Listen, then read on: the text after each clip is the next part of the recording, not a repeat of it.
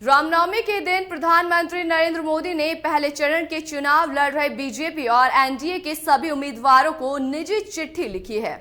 प्रधानमंत्री मोदी का पत्र पाकर उम्मीदवारों में विशेष प्रसन्नता देखी जा रही है। उन्होंने लिखा है, आपका हर वोट एक मजबूत सरकार बनाने और 2047 तक भारत को विकसित बनाने के प्रयासों को गति देने वाला साबित होगा। रामनवमी के अवसर पर प्रधानमंत्री मोदी ने लोकसभा चुनाव लड़ने वाले सभी भारतीय जनता पार्टी और राष्ट्रीय जनतांत्रिक गठबंधन यानी कि एनडीए के उम्मीदवारों को व्यक्तिगत रूप से पत्र लिखा है। ये पत्र भाजपा द्वारा किसी निर्वाचन क्षेत्र में हर किसी तक पीएम का संदेश पहुंचाने की कवायद का हिस्सा है। पीएम का फोकस इस पत्र को क्षेत्रीय भाषाओं में भी पहुंचाने पर है। एक समाचार एजेंसी के मुताबिक ये पत्र पाकर अभ्यर्थियों को सुखद आश्चर्य हुआ। उन्होंने इस पत्र को अपने क्षेत्र के प्रत्येक मतदाता तक पहुंचाने का संकल्प लिया है।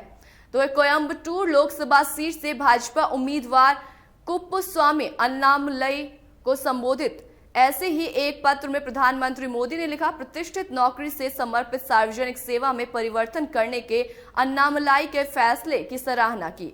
पीएम मोदी ने तमिलनाडु में भाजपा की जमीनी स्तर पर उपस्थिति को मजबूत करने में अन्नामलाई की महत्वपूर्ण भूमिका को स्वीकार किया।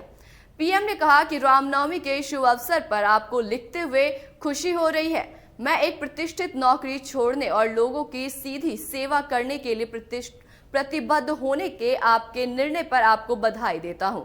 आप तमिलनाडु में भाजपा की जमीनी स्तर पर उपस्थिति को मजबूर करते रहे हैं। अपने कानून प्रवर्तन साधन और युवा सशक्तिकरण सहित महत्वपूर्ण मुद्दों पर जोर देने में वास्तव में महत्वपूर्ण भूमिका निभाई है। पीएम मोदी ने आगे लिखा कि इस लेटर के माध्यम से मैं आपके निर्वाचन क्षेत्र के लोगों को बताना चाहता हूं कि ये कोई सामान्य चुनाव नहीं है। पूरे भारत में परिवार, विशेष रूप से वरिष्ठ सदस्य कांग्रेस के 5-6 दशकों में शासन में जिन कठिनाइयों से गुजरे हैं उन्हें याद होगा। पिछले 10 वर्षों में समाज के हर वर्ग के जीवन की गुणवत्ता में सुधार हुआ है। इनमें से कई परेशानियां दूर हो गई हैं, फिर भी अभी भी बहुत कुछ किया जाना बाकी है। पीएम मोदी ने मतदाताओं से पिछले दशक में हासिल की गई प्रगति पर विचार करने का आग्रह किया और समाज के सभी वर्गों के लिए जीवन की गुणवत्ता को और बढ़ाने के लिए भाजपा की प्रतिबद्धता दोहराई है। पत्र में कहा गया है कि ये चुनाव हमारे वर्तमान को उज्जवल भविष्य से जोड़ने का एक अवसर है। भाजपा को मिलने वाला प्रत्येक वोट एक स्थिर सरकार बनाने की दिशा में जाएगा और 2047 तक एक विकसित राष्ट्र को बनने की हमारी यात्रा को गति प्रदान करेगा।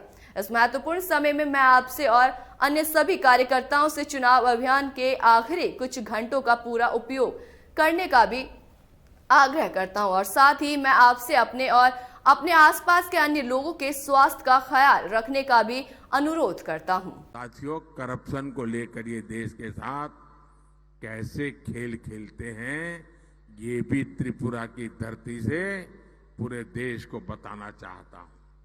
सब जानते हैं, कांग्रेस के युवराज यूपी में चुनाव हारने के बाद अपनी इज्जत बचाने के लिए केरला भाग गए थे। अब इन दिनों वो वहां केरला के मुख्यमंत्री ने कांग्रेस के युवराज के खिलाफ हल्ला बोल दिया है। इससे नाराज होकर कांग्रेस के युवराज ने कहा है कि केरला के सीएम भ्रष्टाचार में डूबे हुए हैं, उनको जेल में डालना चाहिए। हमेशा केंद्रीय एजेंसियों को गाली देने वाले युवराज अब उनसे केरला के सीएम के खिलाफ कार्रवाई की मांग कर रहे हैं।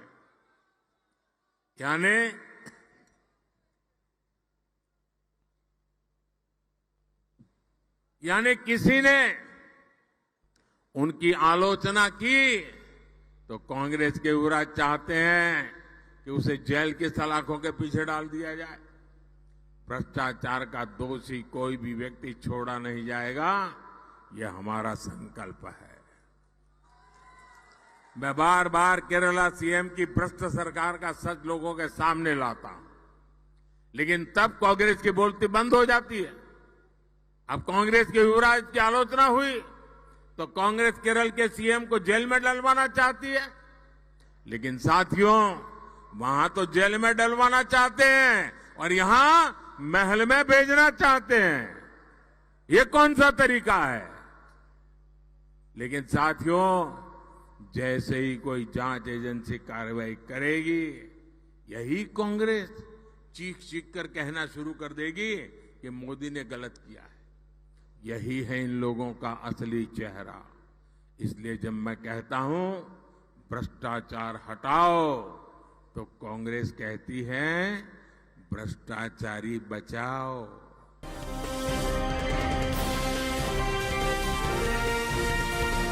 केलांचल टाइम्स, हर खबर पर हमारी नजर।